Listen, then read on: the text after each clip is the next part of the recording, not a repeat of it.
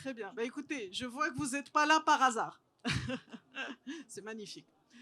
Alors, en tant qu'enseignant, et ce que vous dites, ce qui est important de savoir, c'est qu'on cherche ce qu'on connaît.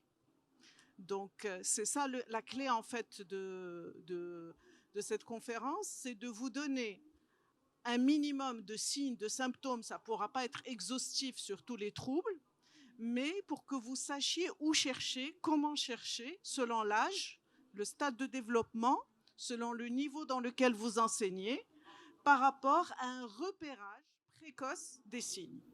Donc c'est vraiment juste ça la délimitation de cette conférence qui est déjà énorme.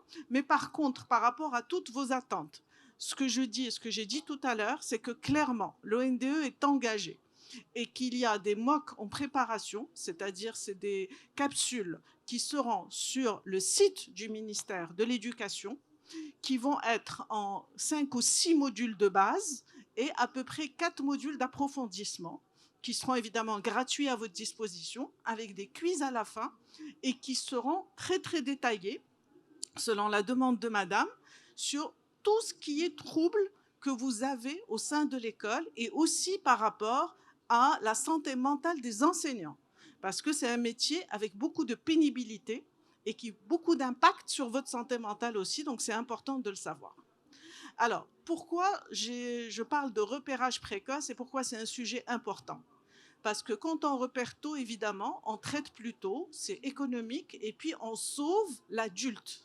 Un enfant qui est en cours de développement peut avoir un petit signe de quelque chose qui va beaucoup se développer et qui va impacter toute sa vie. Ça peut être minime, ça peut être l'enfant. Je vais commencer par le préscolaire. L'enfant qui chuchote dans les oreilles. L'enfant qui ne parle qu'à la maîtresse dans l'oreille. Ce qu'on appelle le mutisme sélectif, ce qui est rare, mais qui est un signe d'anxiété sociale très importante. L'enfant qui ne peut pas parler à haute voix à l'école, qui pleure beaucoup à l'arrivée, souvent c'est accompagné d'une angoisse de séparation avec les parents, et c'est une pipelette à la maison, où c'est souvent des filles, mais les garçons aussi, ils parlent très bien, ils maîtrisent le langage pour la majorité, et quand il arrive en classe, il va commencer à chuchoter, et il est mal à l'aise, et il ne peut pas s'exprimer. C'est une forme de timidité pathologique. C'est une forme de phobie sociale. Le mutisme sélectif, si l'enseignant ou s'il le punit et il le ridiculise devant tout le monde, j'ai beaucoup d'enfants en consulte, il ne revient plus à l'école. Les parents, ils pensent que le problème, c'est l'école, ils changent d'école, mais le problème, c'est aussi son angoisse à lui. Donc, si les parents ne repèrent pas qu'il a une angoisse, qu'il a un mutisme sélectif, qu'ils n'avertissent pas la maîtresse en début d'année, etc., on va fixer quelque chose qui pouvait être transitoire. Bon, j'ai pris un exemple assez rare, le mutisme sélectif. On va prendre tout ce qui est anxiété scolaire. L'enfant, il n'a pas envie d'aller à l'école, il a mal au ventre, il a mal à la tête, il vomit, parfois il a même de la fièvre. Et en fait, c'est une boule au ventre à chaque fois qu'il doit aller à l'école. La boule au ventre, c'est quoi? C'est pas l'enseignant. Ça pourrait être un des enseignants, mais c'est pas forcément ça. C'est la pression par rapport à l'école, d'accord?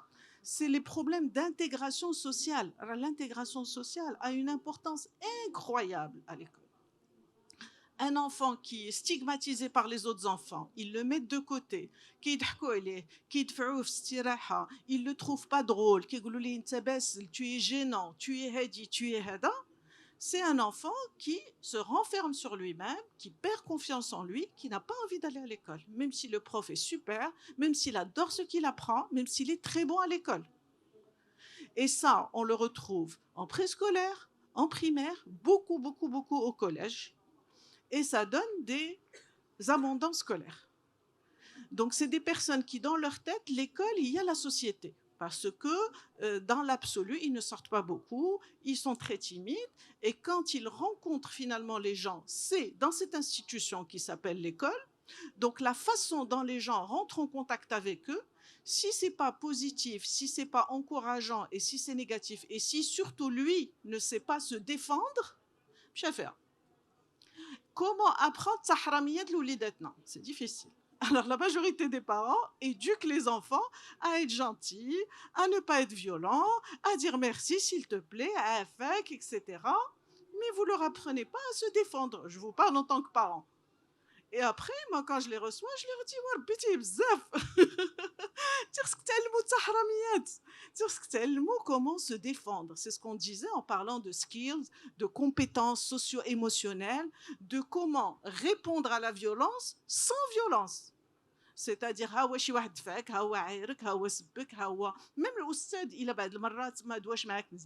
il faut savoir répondre de façon respectueuse, non violente, utiliser l'humour, mais se défendre. ماشي تكمش وتقول forcément c'est ma faute انا ما كنسوا ما كنصلح et il a raison et après vous avez honte et vous vous sentez coupable et هادي فوق هادي فوق هادي فوق هادي confiance en soi, dépression, etc. Donc le relationnel entre les enfants, le relationnel enfant-enseignant et bien sûr le relationnel enfant-parent, mais ça vous le maîtrisez pas. On va rester dans l'école. Donc, très important le relationnel, de voir avec l'enfant, est-ce qu'il est isolé au fond de la classe, il parle à personne et tout le monde le rejette. Mais donc ça, vous le repérez très vite. D'accord. Il a les réponses à tout, il est le premier. C'est le pire, il n'est jamais social. Il ne peut pas être sociable. هذاك الاول القسم اللي كيتلاه ديما ما كيحملوش. داكور دونك الاخر ما كيحملوش، الاول ما كيحملوش. اوكي. الغليظ ما كيحملوش، الضعيف ما كيحملوش، الاسمر ما كيحملوش. Il y a toujours une stigmatisation et un stéréotype. Donc une personne ne peut pas être parfaite pour être intégrée. Donc il faut apprendre aux enfants la tolérance. Donc quand on a des leçons de tolérance par l'oustad qui lui-même, au contraire, qui a pour qu'il puisse avoir de l'autodérision sur ce qu'il est. Alors, par exemple, quand j'ai des patients qui sont en surpoids, vous dites à tout le monde, ah, j'ai trop maigri cette année, vraiment, il faut que je grossisse un peu. Au contraire, c'est vous qui utilisez ça. Si vous bégayez, vous rentrez, vous dites,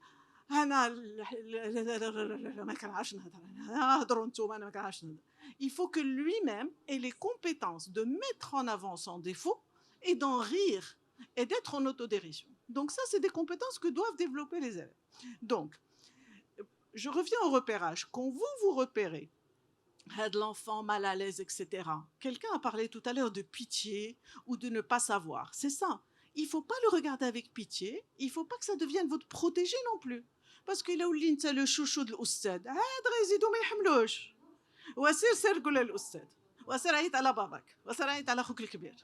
ça veut dire que tu es incapable de te défendre. Donc c'est important aussi que vous puissiez valoriser cet enfant sans le mettre dans une situation de faiblesse ou de victime. C'est pas facile, c'est pas facile, parce que vous avez envie de le protéger. Mais si vous le protégez devant tout le monde, vous lui jouez encore de mauvais tours. D'accord ? Alors, on va commencer par les tranches d'âge. Le 0-6 ans, qu'est-ce qu'on peut repérer ? Les troubles. On repère le... Alors, participatif, on a dit. Le retard de langage. Aoul Hajan, c'est les enfants qui tardent à parler. D'accord ? Entre 0 et 6 ans, on a beaucoup d'enfants qui parlent encore bébé. Baqi, il parle moi, donner, hak, khoud, baba, ma. Il parle encore en monosyllabes ou là des mots valises. Il ne met pas des verbes.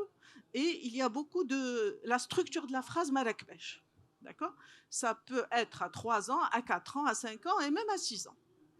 Le problème de langage oral, dans quasiment 60%, va donner un problème de langage écrit. C'est-à-dire une difficulté de la lecture. Donc, s'il n'est pas repéré, ou l'idée qu'il faut attendre 4 ans pour aller chez l'orthophoniste, on commence l'orthophonie même à 2 ans, même à 2 ans et demi, tout de suite. Une stimulation très très tôt. Donc, dès qu'on commence, et on aide, et il faut un orthophoniste. Mais c'est un métier. C'est pas par hasard que c'est un métier. Et parfois, l'enseignant, parce que l'enseignant, c'est le bon conseiller des parents. Donc, les parents qui disent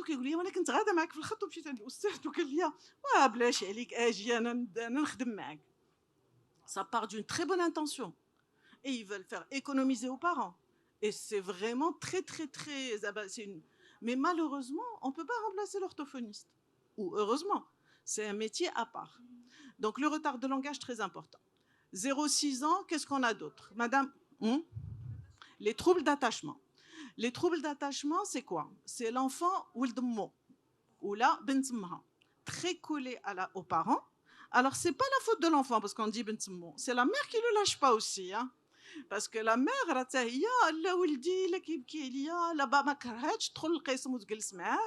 mais c'est une mère qui ne fait pas confiance à l'enseignant.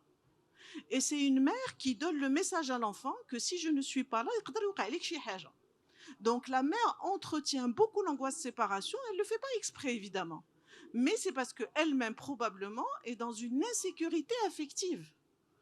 Et donc elle s'accroche à son enfant, elle a peut-être des problèmes de couple, elle a peut-être d'autres problèmes, et pour elle c'est son bébé, elle ne veut pas qu'il grandisse. هذا إلا كبر تبقى بوحدها كتبقى شاده فيه كيبات معاه في الفراش fait toujours pipi au lit. Ou les enfants collés à la mère, pipi au lit, qui dorment avec la mère, ils ont souvent l'immaturité dans le langage. Souvent, ils parlent mal. Parce qu'en général, on apprend le langage quand on se sépare de la mère. C'est compliqué à expliquer, mais quand on sort un enfant du lit de sa mère, il parle mieux. Il y a beaucoup de théories autour de ça, mais ça se vérifie. Parce qu'il grandit, il n'est plus un bébé. Il n'est plus entretenu dans l'immaturité d'être le bébé de sa mère. Donc préscolaire, qu'est-ce qu'on a d'autre? L'enfant roi. Alors les problèmes de limites, normalement, l'acquisition des limites, c'est entre 2 ans et 3 ans, 3 ans et demi. D'acquérir là. D'accord? Alors, l'éducation parentale. On a beaucoup de châtiments corporels, c'est triste, mais il y a pire que le châtiment corporel. Et tu vas jamais réussir, donc ça, psychologiquement, c'est compliqué. Et tout ça pour dire quoi? On a beaucoup décrié les parents par rapport au châtiment corporel. Ils ont probablement beaucoup arrêté de frapper les enfants, mais ils l'ont remplacé par rien, c'est-à-dire pas de limite. Ah, mskin, il ne faut pas le frustrer, il ne faut pas le maltraiter psychologiquement, il va souffrir. Avant même de dire, on lui donne. Un enfant a besoin d'être frustré. Si il n'est pas frustré, il n'apprend pas le désir. Il est tout puissant. Il veut quelque chose, ça se mérite.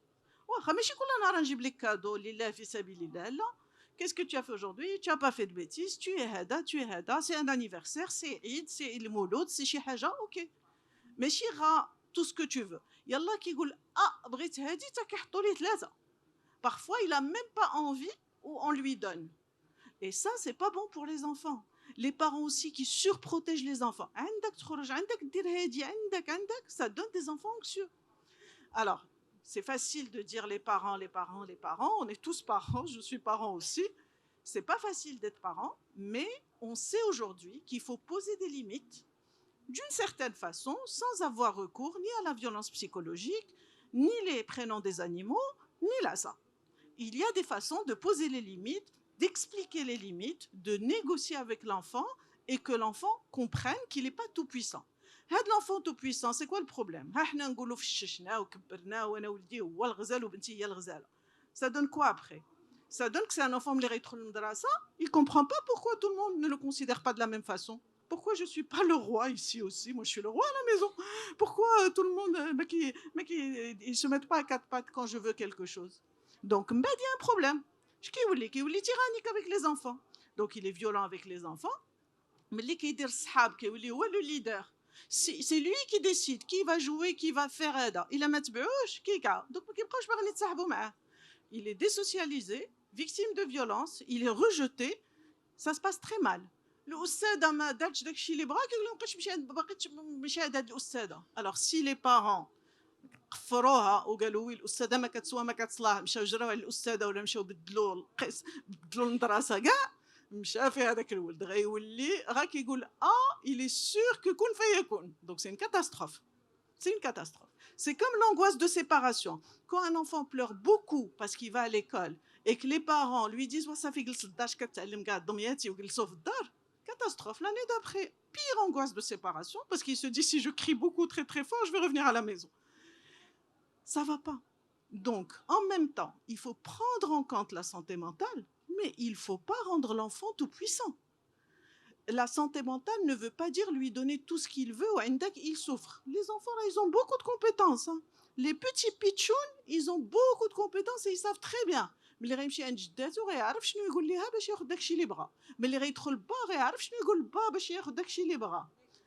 قارين صواريهم. Ceux qui sont bien et ce qui c'est rassurant pour nous. Donc ne pensez pas que c'est des pages blanches, des êtres fragiles, non. Ils ont des compétences, il faut les renforcer dans leurs compétences, mais ils ont besoin de règles.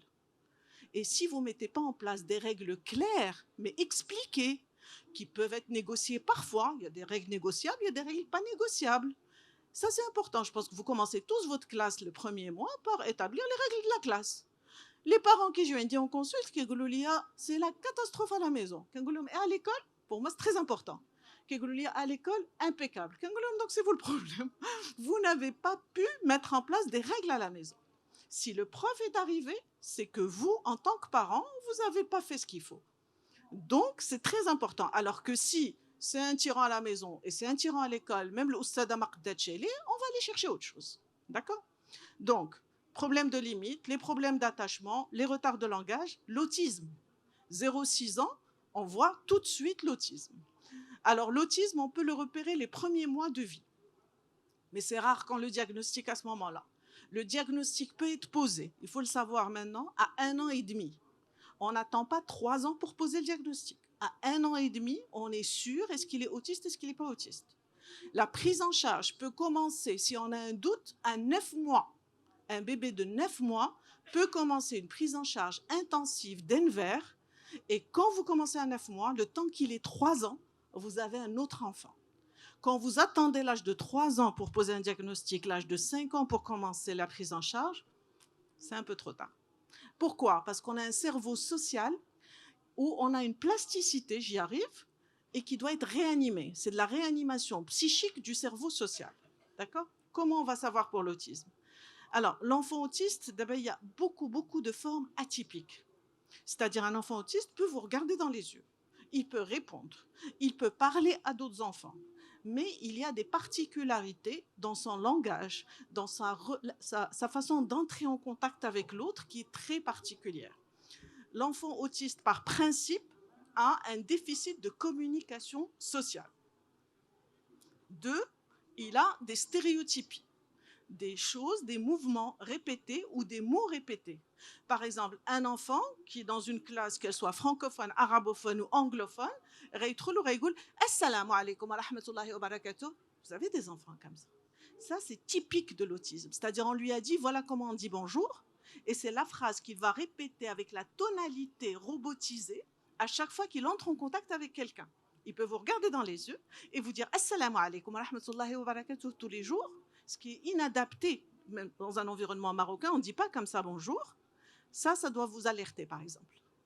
Un enfant qui a des stéréotypes, qui est des écolalies, par exemple, il est assis avec vous, vous parlez de la classe, il suit la classe, et puis à un moment, il va sortir out of nowhere un mot qui n'a rien à voir, ou une phrase qui n'a rien à voir, qui est extraite d'un dessin animé ou de choses qu'elle a dit sa mère, ou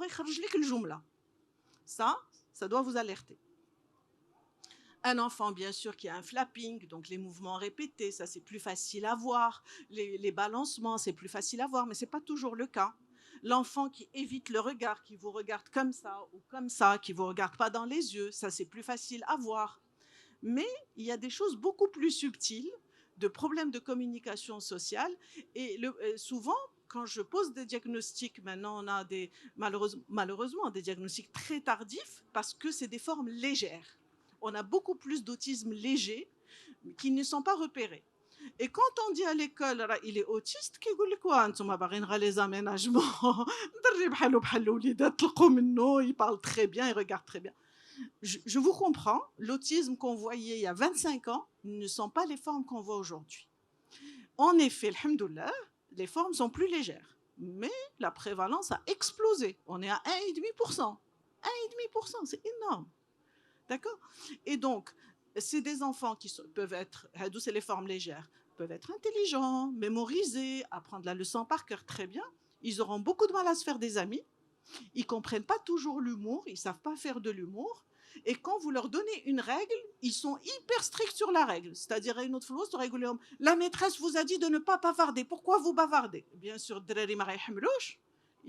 mais lui, quand il intègre une règle, qu'on lui dit quelque chose, pour lui, c'est Coran Mounzel.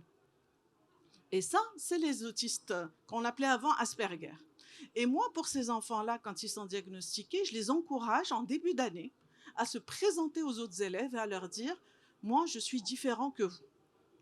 Je suis intelligent, je parle bien, j'ai l'air normal. En fait, c'est un mal invisible. Mais je suis autiste. Donc, si je fais des blagues, hamden, s'il vous plaît, ne rigolez pas. Si je vous rappelle les règles, je ne peux pas m'en empêcher. Voilà qui je suis. Et du coup, c'est une leçon de tolérance et tous les autres élèves sont très sympas avec lui le reste de l'année. Et on lui évite un gros harcèlement.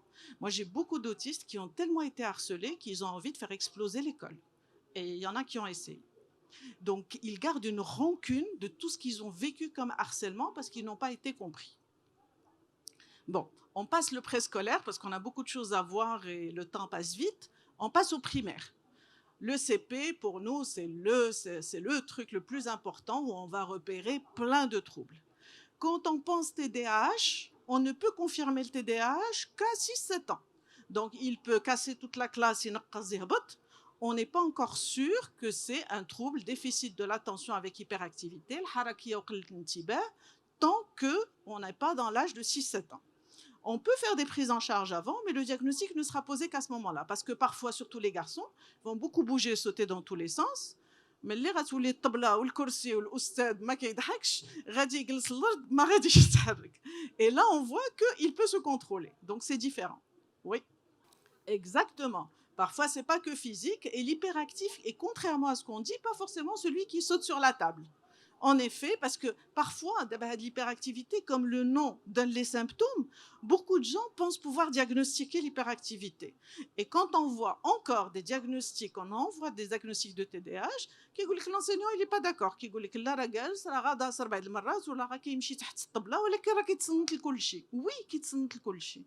oui, mais il est multitâche. كيتصنت الاستاذه كيتصنت لصاحبو شنو قال ومتبعه من الشرجم شكون اللي داز ومتبع داك لابوبيل شكون اللي لاح فيها كلشي متبعو.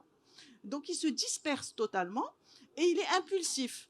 Donc هو خمسه غيديروا زبله هو اللي غيتشد ديما هو اللي غيتشد. هما غيعرفوا يتخباو هو ما يعرفش يتخبى. Donc ديما هو كتشد فيه. Donc il a une étiquette في المدرسه alors que ملي كتجي tu le vois régulièrement, c'est un adorable garçon, très sensible, très gentil, qui pas du tout le psychopathe que présente la maîtresse. ولكن بعد لا ميتريس ملي كتقرب منه وكتفهمو هذا كيبان ليها كتقول لك انا راه عزيز عليا ولكن راه ملي كندور كنلقاها هو. Donc l'hyperactivité. Vous avez bien sûr en CP la dyslexie. Normalement, elle est diagnostiquée qu'en fin CE1, mais vous devez la repérer en février du CP. Février du CP, un enfant qui n'est pas plus ou moins fluide au niveau de la lecture, il y a un vrai problème, il faut s'en occuper. L'orthographe, la dysorthographie, vous connaissez, la dyscalculie. Bon, c'est des sujets bateaux que vous connaissez mieux que moi. La dysgraphie, la motricité fine, l'écriture en boucle, en cursive, celui qui reste longtemps sur Hada, etc. Les troubles de mémoire, les troubles attentionnels, comme on dit au CP. S'il y a eu un bon préscolaire et un bon repérage, normalement, le CP, c'est tranquille. Mais qu'est-ce que je dis aux parents? On commence la psychomotricité, l'orthophonie, 3-4 ans. كنقول لهم ما غنطلقوا حتى الفيفريي de CP. Février de CP, il est bien on voit qu'on a bien travaillé avant. Mais quand on attend le CP pour faire un diagnostic, c'est plus compliqué à rattraper, c'est plus compliqué. Mais on peut toujours. Donc, qu'est-ce qu'on a d'autre? On commence à avoir l'anxiété.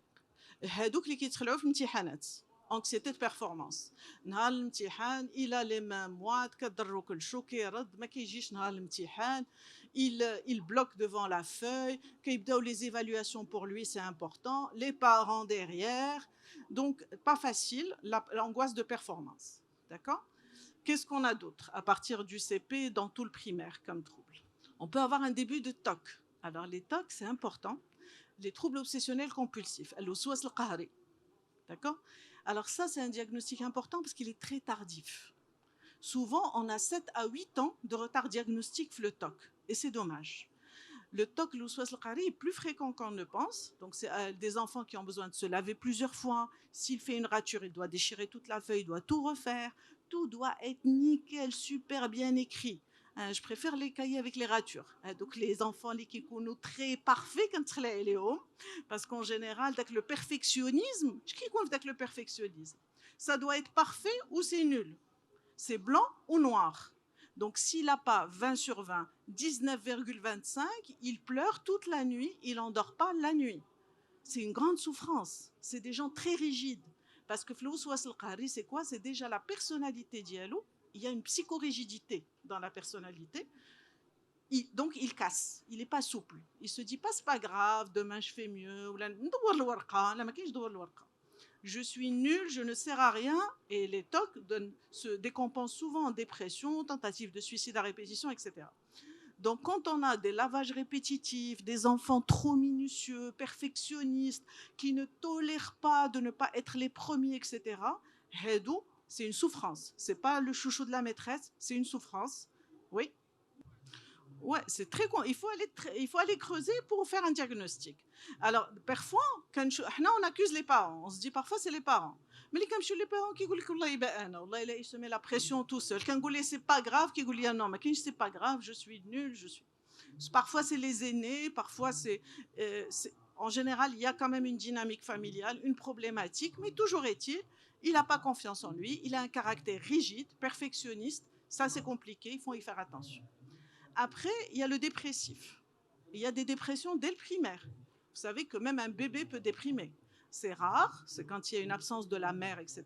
Mais la dépression est très fréquente. Elle est fréquente au primaire, très fréquente au collège. Plus tôt on repère un manque de confiance en soi, pas assez de défense psychique pour se défendre, pas de compétences socio-émotionnelles, ce qu'on disait tout à l'heure, plus il y a un risque de s'effondrer en dépression. Et la dépression va donner tous les tableaux. Il n'a plus d'amis, il n'a plus de plaisir à faire les activités qu'il adorait, etc., etc. Vous savez qu'on a beaucoup de tentatives de suicide avant l'âge de 10 ans. Et des tentatives réelles, des tentatives de pendaison à 8-9 ans. On les reçoit, ça existe. Et c'est grave. C'est un drame, je trouve, parce que c'est des cas qu'on peut repérer. Dans tous les cas, les tentatives de suicide, c'est un drame. Et évidemment, le suicide est un drame avéré.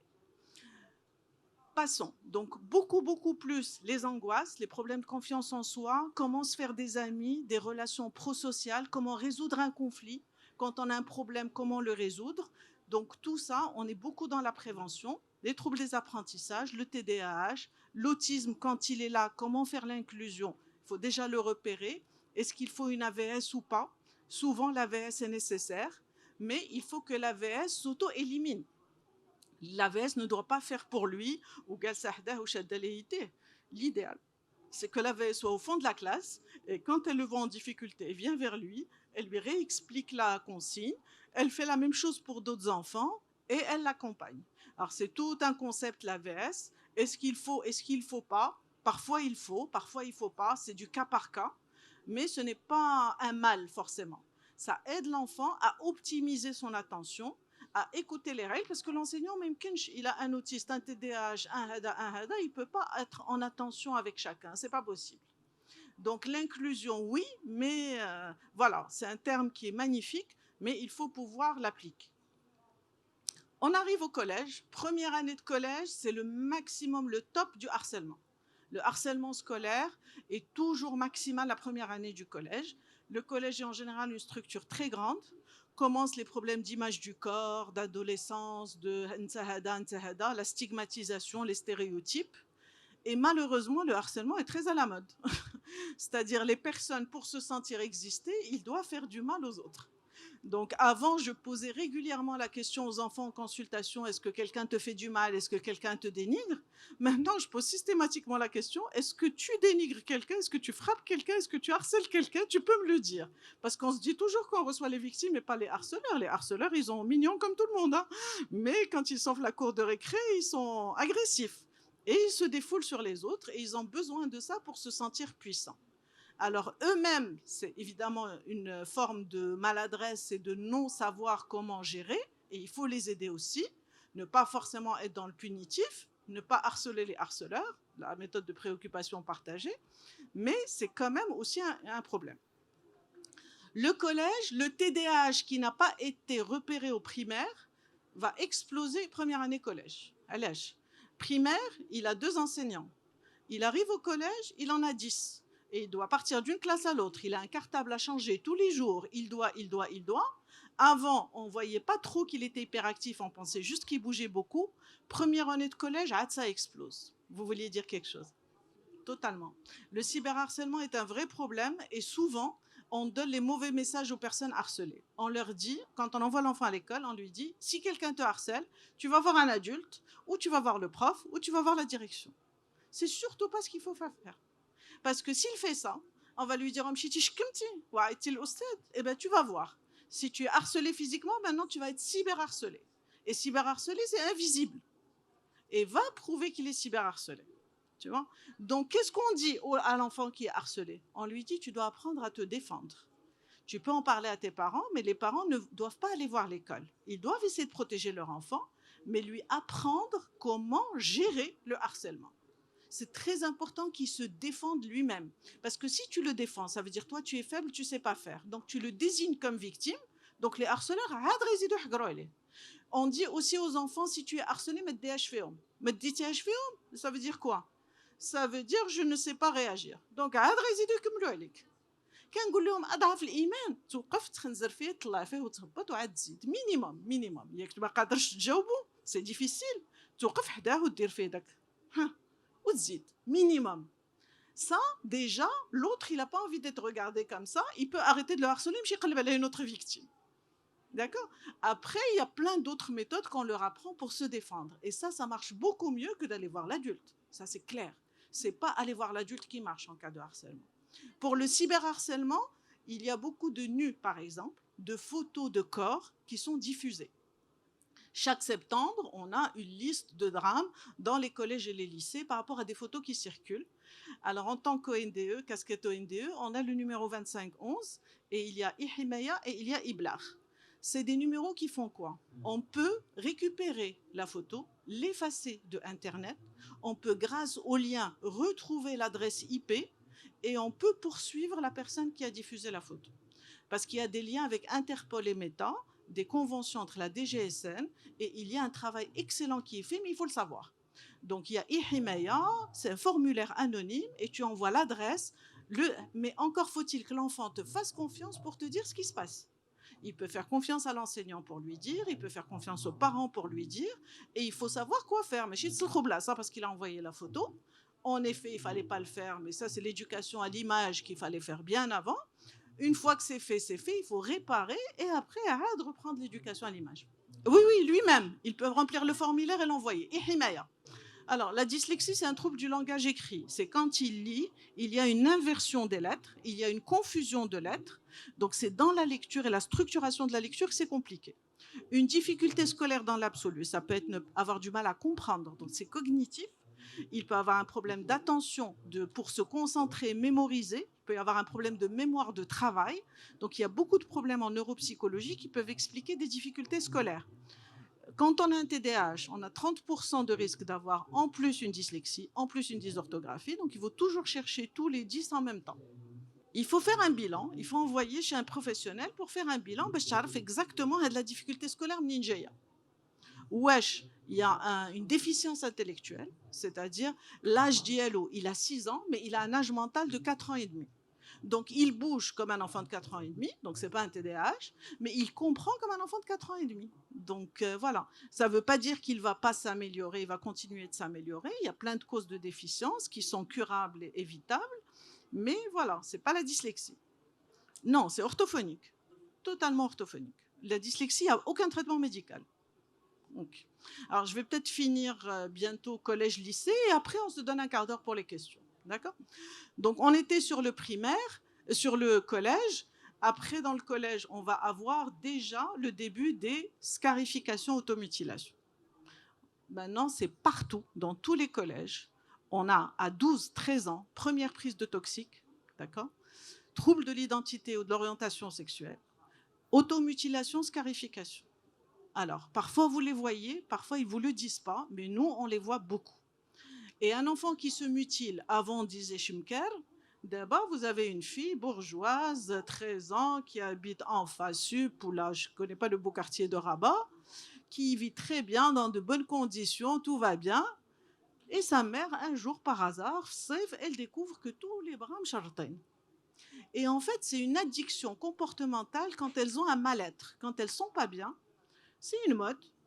Donc, elles prennent un rasoir, et elles commencent à se tailler. Et quand elles voient le sang et elles se font mal, ça les soulage psychiquement.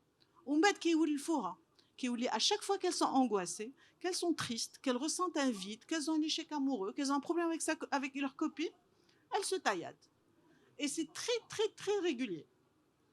Et on en a comme ça, de tous les niveaux socio-économiques et de partout, et ça n'a pas rapport avec la prise de toxiques. Avant, on pensait que c'était le drogué qui se taillade. Ce n'est plus le cas. D'accord? Donc ça, c'est quelque chose d'assez fréquent, c'est devenu presque banal, c'est des automutilations, c'est une façon d'exprimer le mal-être.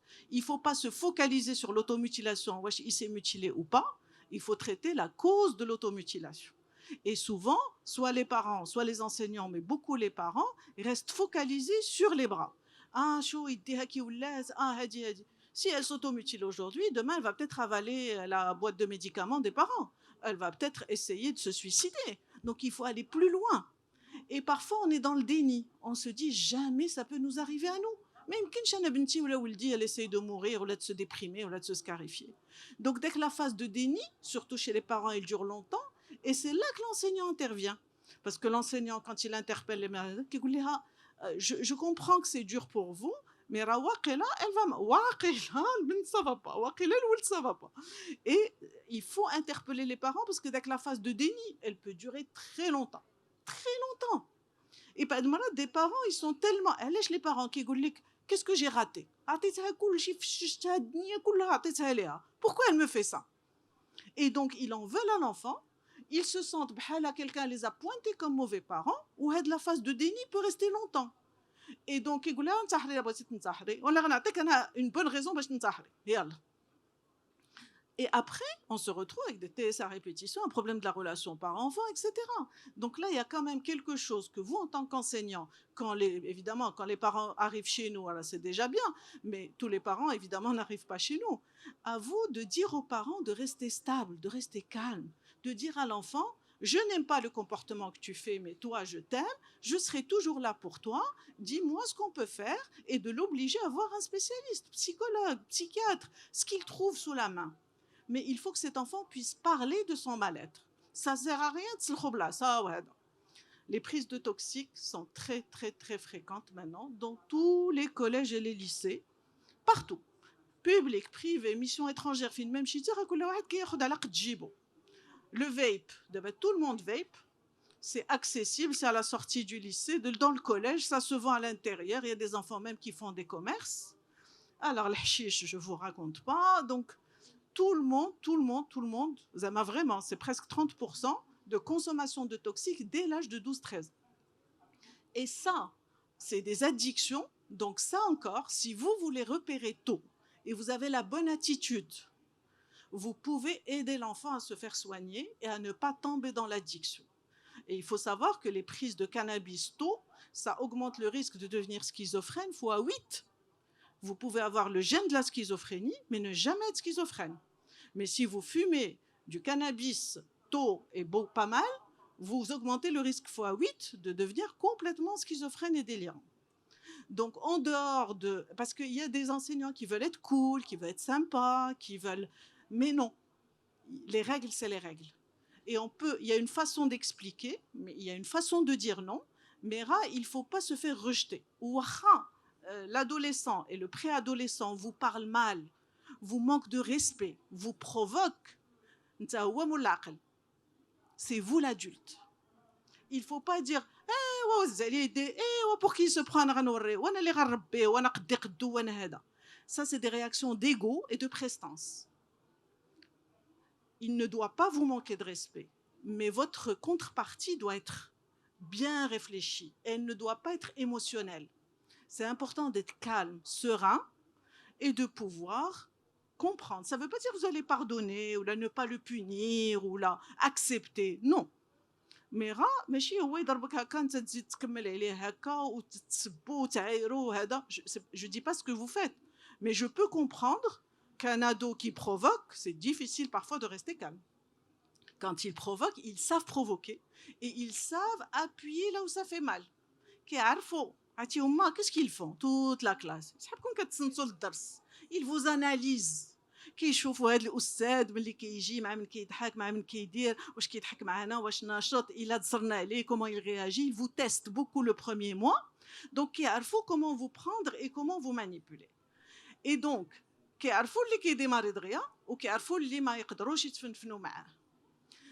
Tout est positif, mais s'il vous provoque et que vous réagissez, vous êtes dans des problèmes avec la justice, avec l'école, etc. Et c'est pas bon pour lui, parce que lui, il a obtenu ce qu'il veut. Il vous a mis hors de vos gants. La violence est clairement une perte, c'est une faiblesse. Quand vous cédez, quand vous hurlez, quand vous tapez, ça veut dire que vous n'avez pas su faire autrement. Or, ce qu'on veut apprendre à ces enfants, c'est comment résoudre le conflit de façon non violente. Donc, c'est à nous de donner l'exemple. On est le modèle d'identification. Alors, j'arrive très vite au collège, au lycée. Comme ça, après, on ouvre la porte aux questions. Le lycée, il y a beaucoup moins de harcèlement. Et ils sont beaucoup plus dans le khidma parce qu'il y a le bac. Donc, il y en a qui quittent l'école à ce moment-là parce qu'ils ont déjà essayé plusieurs fois, ça ne marche pas. Il y a les grands anxieux qui font du refus scolaire anxieux, qui sont à 18 mais qui ne vont pas à l'école. Mais on a beaucoup la dépression. La dépression, le début des maladies délirantes, mais c'est rare. Les gens qui voient des choses, qui entendent des voix, qui parlent tout seuls, qui sont persécutés, c'est rare. Et ce que vous avez beaucoup, c'est les dépressions et les idées suicidaires. Une étude au Maroc a montré que 18% des élèves dans un lycée avaient des idées suicidaires régulières et que 12% avaient déjà essayé. Les parents ne sont même pas au courant. Quand on reçoit un enfant suicidaire, on lui dit combien de fois tu as essayé. En général, c'est entre 3 et 8. Et heureusement, on n'a pas d'armes au Maroc.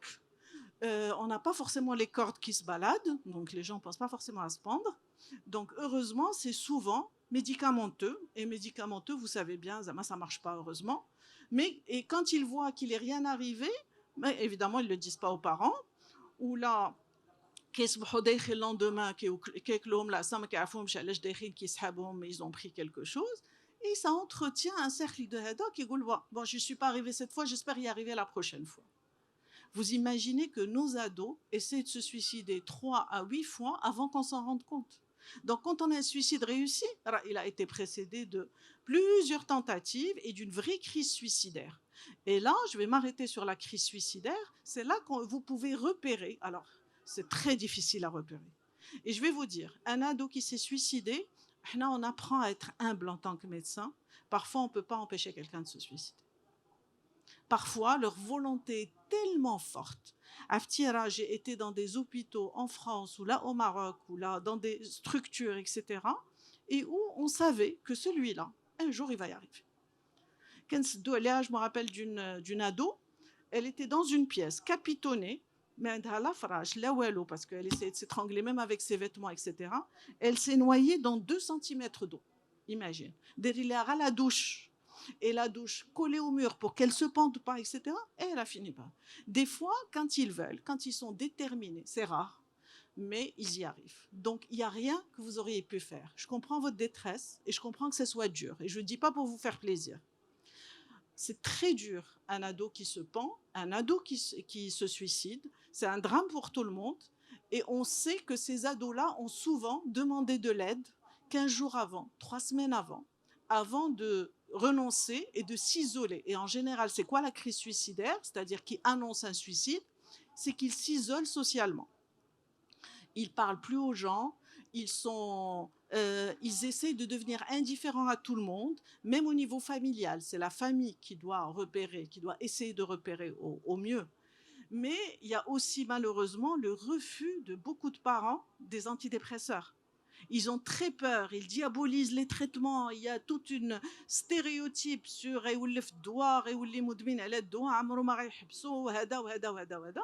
alors que ça sauve les vies. La dépression est une maladie comme les autres. C'est une maladie du cerveau. Le cerveau est l'organe le plus complexe. Vous avez une hépatite, vous vous traitez. Vous avez une fracture de jambe, vous vous traitez. La dépression est une maladie du cerveau. Ce n'est pas un manque de volonté. Ce n'est pas avec de la volonté qu'on se réveille le matin pour ne plus être déprimé. Je vous espère ne jamais vivre une dépression. C'est horrible comment ils racontent leur dépression. Ils n'ont qu'une envie, c'est d'arrêter de vivre. Et le traitement aide.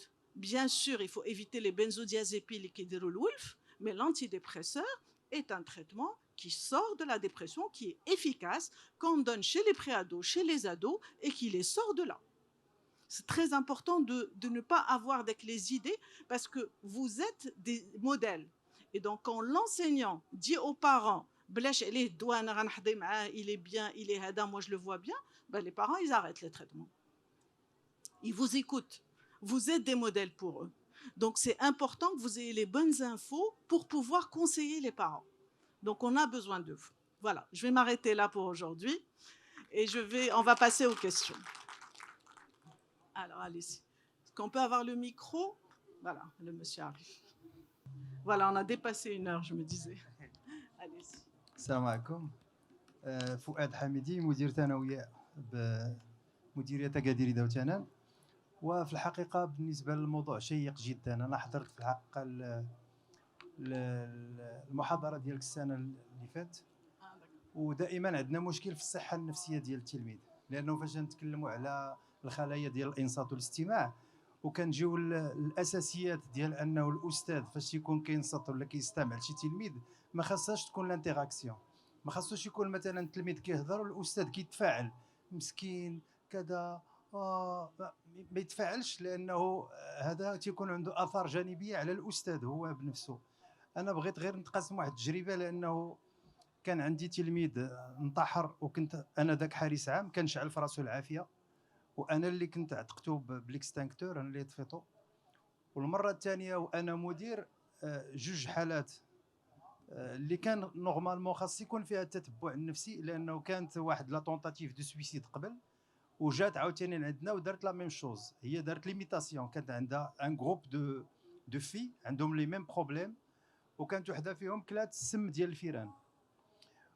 ولقينا من بعد فاش درنا الانفستيغاسيون ديالنا انهم شنو كيديروا، كياكلوا واحد شويه اللي ما غاديش يقتلهم، غير يكون هذاك يشوفوا ديك الشفقه، هذاك الاهتمام الزائد، يشوفوا هذاك الخوف عليهم وكذا، وباش يوليو انتوشابل.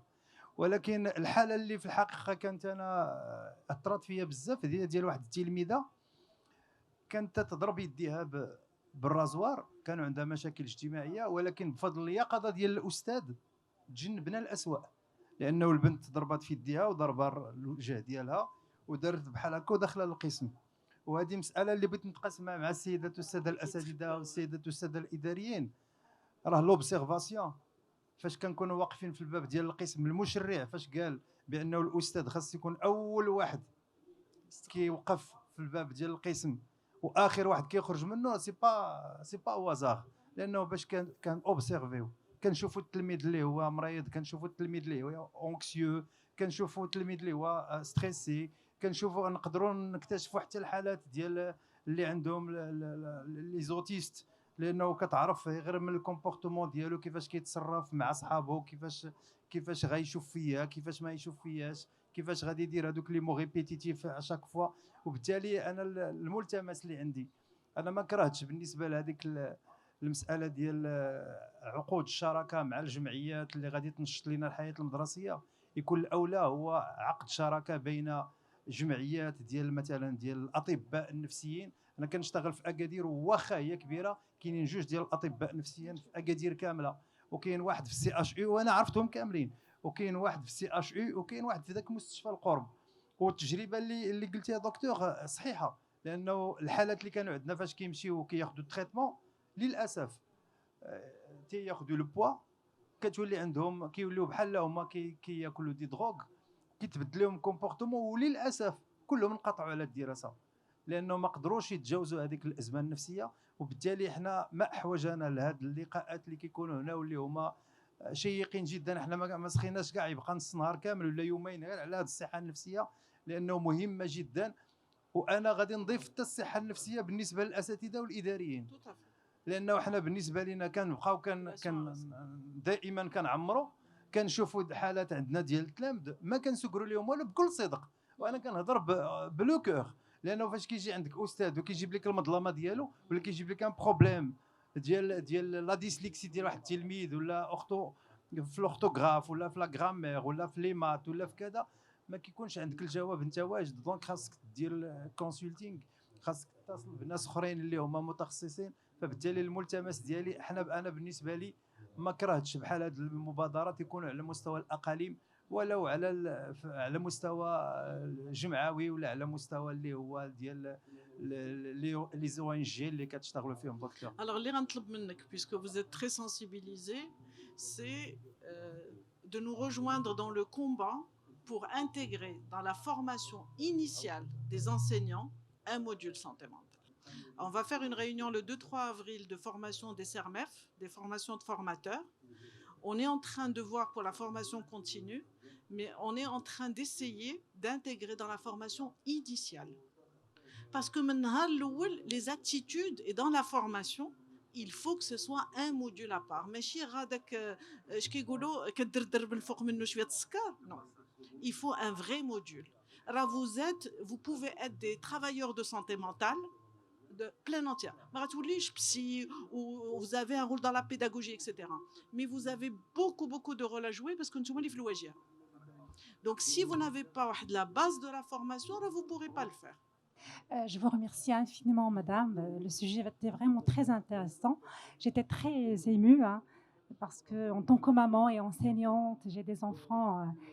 Ma fille est en 3e année collège et un enfant au lycée. Donc, lorsque vous étiez en train de parler, moi, j'essaie d'imaginer, de voir le caractère de mes enfants, de voir qu'il y a vraiment des problèmes auxquels je n'ai pas fait attention. Et concernant le travail, je veux partager avec vous une petite expérience.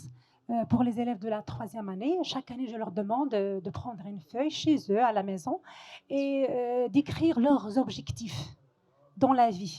Quel est leur plus grand objectif, et puis les petits objectifs qui peuvent les aider à atteindre leur grand objectif. Le problème, c'est au lieu de me parler de leur objectif, ils me parlent de leurs problèmes. Et une fois, une élève, il m'a dit, madame, j'ai des problèmes avec ma belle-mère et je pense au suicide.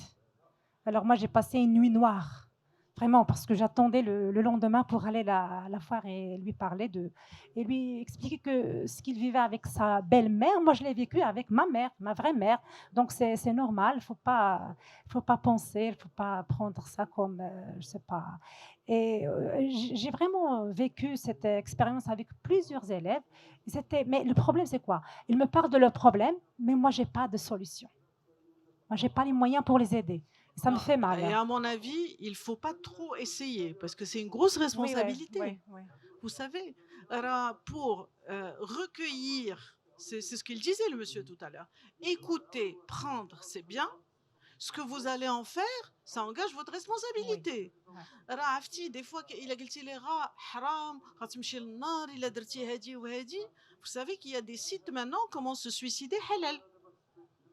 Alors ça va très loin, c'est-à-dire où là, tu as tout ce qu'il faut. Comment tu peux te dire que tu vas souffrir? Il faut faire très attention parce que c'est une formation, c'est des techniques pour pouvoir gérer ça. Pouvoir écouter, oui. Une fois que vous écoutez, pouvoir orienter, vous faire accompagner. C'est très dur. Je vous dis, j'ai 26 ans d'expérience. Et des fois, je suis devant un ado, je me dis comment je vais m'en sortir. Il faut vraiment que je fasse attention avant que je dise une bêtise, parce que il ne va pas me rater. Il a un mot de travers, ou la Heda, il va sortir d'ici, il va aller se pendre. Il faut faire très attention. J'ai Alors, essayé c'est pas de facile. faire une petite formation, j'ai fait un peu de coaching scolaire. Alors, c'est encore plus grave. Faites attention, parce que le coaching, c'est fait pas pour les maladies. Le coaching, c'est un coaching de vie. Alors, les gens, ils font des formations même de 400 heures en théorie et ils pensent qu'ils vont être psy. Alors, malheureusement, là, heureusement, c'est un métier très difficile. Alors, il faut être formé à la thérapie. Alors, il faut avoir fait sa propre thérapie. Alors, j'ai fait mes 5 ans sur le divan. Alors, c'est pas facile pour que هذاك الولد ملي يدوي معاك, il ne fait pas écho avec l'enfant en toi. ماشي يبقى فيك وتبكي معاه وتعنقوا. C'est pas comme ça que ça marche. Ouais. Alors, au contraire, quand il vous raconte des choses graves et que vous vous effondrez pas, ماشي كيبقى فيك, c'est pas ça. Et que vous restez calme et vous lui dites c'est dur mais ça va aller. كيرتاح حتى سي نورون ميغوار في الدماغ ديالو كيقولوا bon. Il n'a pas l'air effondré. Par contre, il a بديتي تبكي معاه وداكشي كيقول لك وات الطبيب بدا يبكي غنمشي ننتحر انا. Quand il sent que même le médecin il est touché, que vous êtes trop touché, etc., il se dit ouais, c'est très grave ce que j'ai, je vais me sortir. C'est pas possible. Donc, il faut faire attention. Il y a un minimum que vous pouvez faire. C'est ce qu'on appelle la relation d'aide de Carl Rogers, de soignant-soigné. Ça, je vous invite à lire. Ça aide. C'est tolérance, la relation d'aide de Carl Rogers. Maintenant, coaching ou des cours ou la HADA, non. C'est pas comme ça qu'on devient psy. D'ailleurs, même les cadres d'appui psychosocial ne s'appellent plus comme ça. Ça s'appelle maintenant les cadres d'appui social. Parce qu'ils sont pas psy. Et on est en train de les former à repérer, mais pas à prendre en charge. Même les cadres d'appui social. Non. C'est bien de connaître ses limites. Je suis médecin. Quand j'ai un problème à l'œil, quand j'ai un problème au ventre, je choisis mon médecin c'est important. Chacun, il est dans son métier et chacun, il est dans son cas. Vous savez, malheureusement, en effet, il n'y a pas assez de psychologues et de pédopsychiatres. On est d'accord. Alors, parfois, on peut faire beaucoup de mal et on peut fragiliser en essayant de bien faire. Parce que c'est vraiment pas simple. Alors, il y a des psychologues formés qui font des bêtises. السلام عليكم. شكرا أستاذة على المداخلة القيمة. أنا عندي واحد الملاحظة بكوني أشتغل مختصة اجتماعية بخصوص أن التلاميذ ولاو كيديروا التشخيص انطلاقا من شات جي بي تي. ولا تيقلبوا هكا شويه في جوجل تيجي تيقول لك عندي شي تروبل ما تبقى تفهم والو تيقول لك شي تروبل اللي هي مثلا رهاب الاجتماعي. التلميذ جا عندي البيو تيهضر معايا كنشوفو كيتفاعل مع صحابو داكشي شويه هو كيحشم في القسم وهذا ولكن كيتفاعل مع الاصدقاء ديالو في الساحه. جا عندي كيهضر مع الاساتذه قال لي انا عندي رهاب الاجتماعي عطيت الاعراض ديال شات جي بي تي وقال لي عندك رهاب الاجتماعي. دونك الحالات هذه ما Alors, il faut les orienter. Il est possible qu'il ait raison. واخا كيبين بحال قلتي كيدفع الجبهه بانه il est à l'aise. Ce qui est important, علاش هو مشى للجات جي بي تي سي كو ملي كيدوي مع الناس راه قلبو كيضرب راه يديه الصوموات راه رجليه كيترعدوا واخا ما كتبانش فيه راه كيخبي ولكن et donc il a هو مشى وقلب وهذا ça veut dire qu'il y a un mal-être. Donc à mon avis بحال حنا on fait confiance aux parents. بعد المرات كيبان لينا الدري il va très bien مي كتجي لا مير كتقول لك انا حسيت بان تروك هذا الولد راه كاين شي مشكل. C'est une intuition, mais qui est basée sur de l'observation et qui est scientifique. Donc, quand une mère vient me dire ça va pas, même si on fait 2-3 séances d'évaluation, c'est la même chose. Il vaut mieux se dire il va mal, je vais l'aider, que tu passes à côté de quelque chose. Il vaut mieux prêcher par excès que par défaut. Il a fait tout l'effort pour essayer de comprendre ce qu'il a. Ça veut dire qu'il y a un mal-être. Ça ne veut pas dire que c'est grave, mais oui. Ça veut dire qu'il a besoin d'être accompagné. D'accord. Donc, le degré avec le problème, si هو مشى كيقلب وجا عندك وجرى باش يدوي معاك, ça veut dire qu'il y a un mal-être. D'accord. Donc, d'abord, il vous fait confiance. Donc, braque تصنتي. Donc, si vous banalisez, vous dites mais non, c'est rien, أنا كنشوفكو هذا, peut-être qu'il ne va jamais plus en reparler. D'accord. Et donc, c'est dommage. Merci.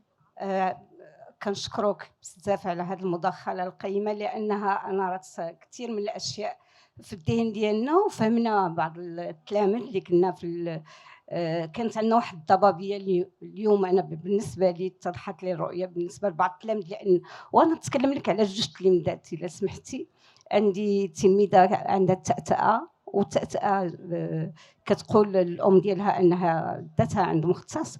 تلميذه ما كتخجلش ما عندهاش خجل كتصبعها كتكلم كتاخذ الكلمه رغم هذيك التأتأة ذكيه ما عندها حتى شي مشكل اخر من غير التأتأة. وتلميذه اخرى حافظه مثلا قاريه ولكن كتبلوكا ما كتقدرش تتكلم، الا خدات ستيلو تكتب ولكن باش تتكلم ما يمكنش. وايضا بغيت نطرح جميع على التلميذه انتحرت مؤخرا في مؤسسه في مدينه تماره عمرها 12 عام وقجات راسها بالكشكول ديالها، وهذا ما كان انا يعني هذا الخبر علمني بزاف، علمني يعني رغم انها في مدرسه يعني خاصه من اشهر المدارس الخاصه المعروفه، يعني الاسره سي سيغ انها ميسوره وانها كيف قلتي قبيله انها في كل الحالات وفي كل وجدوها مسكينه مشنوقه في الطواليت بالكشكول ديالها مترمه. نتمنى لها الرحمه في هذا. Alors pour ce cas justement, l'ONDE a mobilisé le dispositif. Il y a une prof de pédopsie qui fait une intervention de débriefing auprès des familles, même si c'est trop tard. Mais l'idée, c'est d'aider parce que c'est un traumatisme pour vous, pour les enseignants, pour cette école, pour les frères et sœurs, pour les parents, pour l'école, pour ses amis à qui elle a dû parler avant. Parce que souvent, ils interpellent leurs amis avant de le faire. Et la pendaison, c'est le pire. C'est-à-dire qu'elle ne voulait pas en sortir. Elle ne voulait pas attirer l'attention. Elle ne voulait pas se rater. Et souvent, c'est des cas de harcèlement, de dépression. C'est des choses qui ont l'air banales au début et qui arrivent. Parce que pour les enfants, un truc qui pour nous a l'air c'est rien. Pour eux, c'est la fin du monde. Pour eux, une petite chose. On est fâché à vie. Pour eux, c'est tout est... Il y a un enthousiasme. Et pour eux, jamais ils peuvent voir un tunnel d'espoir. Donc, elle a eu recours à des gens, mais qui ne l'ont pas malheureusement suffisamment prise au sérieux ni entendu. Et encore une fois, parfois, on ne peut pas empêcher ces drames. Alors, pour le bégaiement, il y a deux choses. Il y a la prise en charge orthophonique très tôt. Il y a le bégaiement normal du garçon à 3 ans. Souvent, les garçons à 3 ans bégayent à 3 mois. Et ça passe. Il ne faut pas faire attention. Il ne faut pas lui dire « Eh ouais, lèche aidant ». Il faut le laisser parler tranquillement. Il faut l'aider à respirer. Si ça reste, c'est une urgence orthophonique. Le bégaiement liquide, si ce n'est pas le garçon à 3 ans, c'est une urgence orthophonique. Ça peut être en des séances de 1 quart d'heure, 3 fois par semaine. Les 15 premiers jours, c'est réglé à vie. Mais les 15 goules d'abeille-foot, après ça s'installe. C'est une vieille habitude de mélanger la respiration avec aide. Parfois, c'est anxieux, parfois, ce n'est pas anxieux. Ce n'est pas toujours dû à l'angoisse. Donc, parfois, c'est l'orthophonie, parfois, on fait la thérapie. Et l'orthophonie, parfois, que la thérapie, et ça aide. Parfois, il faut apprendre à vivre avec.